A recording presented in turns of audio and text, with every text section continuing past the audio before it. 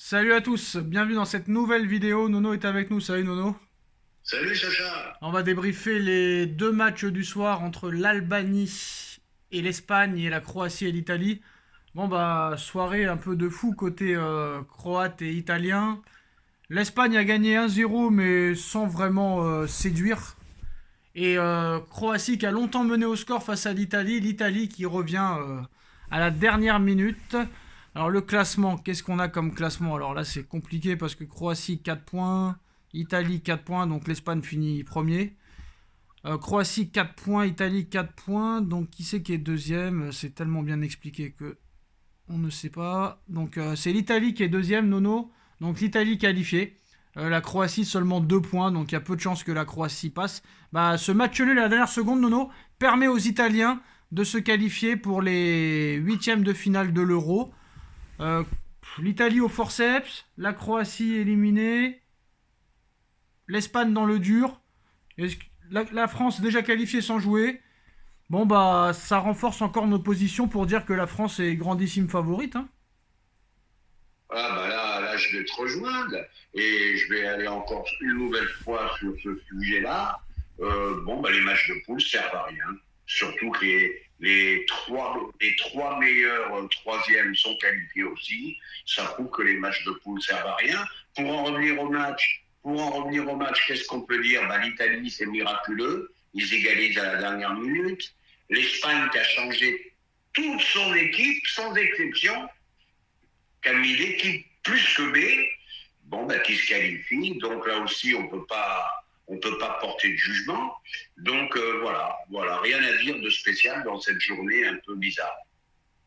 Alors c'est les 4 meilleurs troisièmes, hein, pas les 3 meilleurs troisièmes. On a déjà vu dans nos des équipes en difficulté en poule et qui se transformaient à partir des matchs à élimination directe. Est-ce que ça peut être le cas pour certaines équipes? Ah, je pense que oui. Là, on va vraiment, j'espère, tout au moins, on va vraiment voir du meilleur football. Là, c'est élimination directe. Donc, il n'y a pas à calculer pour gagner. Donc, ça peut changer beaucoup de choses. Ouais, mais ça répond pas à ma question. Est-ce que, malgré que l'Italie était en difficulté en poule, etc., etc., est-ce qu'à partir des huitièmes, on peut voir une transformation de ces équipes-là ou non, elles vont se faire éliminer dès les huitièmes? Ah oui, les matchs ne sont jamais les mêmes, hein. En huitième, tu peux avoir une Italie différente, mais une Italie qui me paraît quand même très très légère. Ça manque d'attaquants, ça manque de grands joueurs. Ouais, là, les Italiens, je ne les vois pas aller bien, moi. Donc on reste sur la France, grandissime favorite. Ah ben, la France, pour moi, la France est au-dessus. Je sais pas, c'est une équipe qui te donne une impression de puissance, de solidité. Je vois pas qui peut les battre. Là, franchement, je vois pas. À part une Espagne en feu, je vois pas qui peut les battre.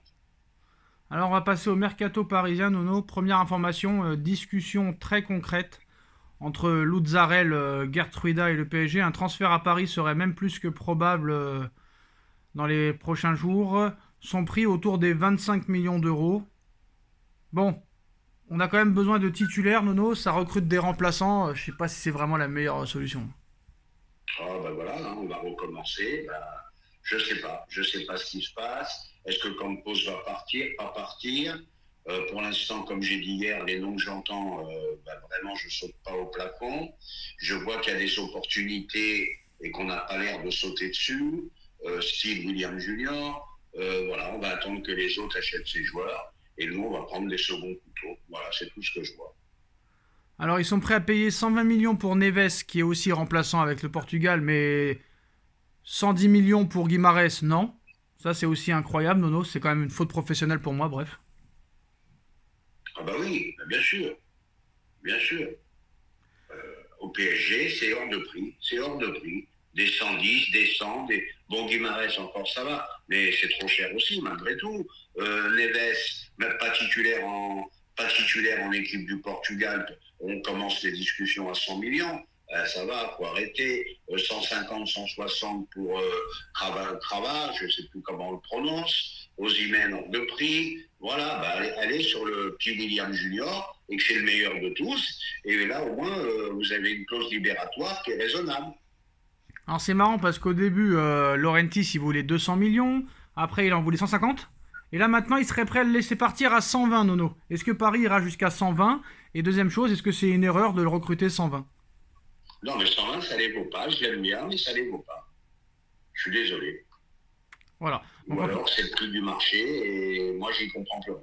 Alors, d'après RMC, Joao Neves et Kvaratskhelia sont vraiment pour l'instant les deux priorités du duo Campos-Henrique. Et si on écoute Naples et Benfica, bah, les deux joueurs, ça coûte à peu près en tout 240 millions. Voilà, 240 encore, que deux joueurs. Où sont les milieux défensifs? Où sont les défenseurs que tu as besoin? Toujours pas là. Ah bah lui, c'est un milieu, Neves. Hein. Oui, mais ben, c'est pas un milieu défensif. Hein. Ah, c'est un milieu quoi alors? C'est un milieu, on va dire que c'est un numéro 8 pour moi. Oh, ça reste un peu style Verratti. Ouais, Petit gabarit, bon manieur de ballon. Mais au niveau les milieux défensifs, physique, ça, les milieux défensifs, ça se fait rare maintenant, hein, honnêtement. Ouais, oui, malheureusement. Alors Campos va rester au PSG, le Portugais est pleinement engagé et concentré sur le mercato du club parisien, donc encore une fake news hier. Au niveau défense, il n'y a pas grand-chose. Il y a Moscardo aussi qui est arrivé, on a oublié, donc là tu as Safonov et Moscardo au milieu de terrain. Bah, ils doivent se dire, allez, on va recruter Joao Neves. Et surtout, Nono, l'information du jour.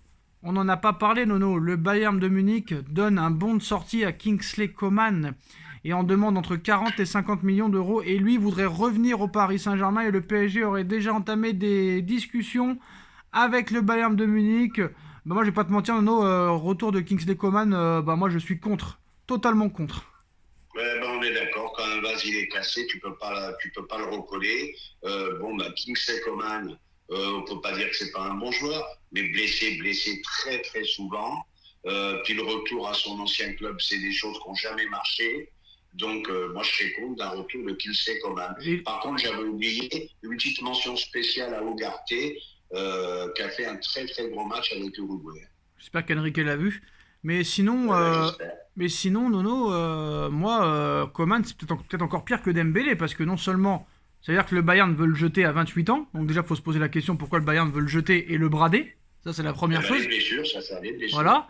Et le mec n'est pas du tout décisif, il n'est pas titulaire, donc moi, non merci. Hein. Donc pour l'instant, Nono, les 5 pistes les plus probables sont Kvaratskhelia, Joao Neves, Ryan Cherki, le joueur hollandais, me demandez pas son nom, c'est imprononçable, et Désiré Doué. Voilà les 5 priorités pour le moment. Donc là, bon, ben, Nono, on n'a aucun défenseur. Hein. Eh ben, c'est ce que je disais tout à l'heure. Je vois pas de défenseur, je vois pas de gros milieu. Bon, ben écoute, hein. Ils connaissent mieux le football que nous, a priori. Voilà, c'est tout ce que je peux dire.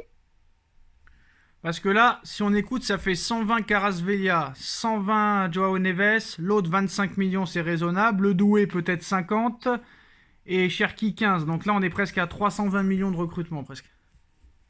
Ouais. Mais j'ai l'impression qu'on n'apprendra jamais de nos erreurs. C'est l'impression que ça me donne, moi. Ah, je comprends pas. Luka Modric, homme du match contre l'Italie. Voilà, ben, un bon Luka Modric qui a fait un beau match, qui est sorti à la 80e. Bon, ben, il est sorti, voilà, encore une erreur de coaching. Tu ne sors pas un mec comme ça à la 80e, je suis désolé. Voilà, et ben voilà, résultat, un partout. Et la Croatie n'est pas encore officiellement éliminée, mais c'est quand même très probable qu'elle le soit. Voilà, bah c'est fini pour cette vidéo. Ciao Nono, ciao à tous. Tchuss.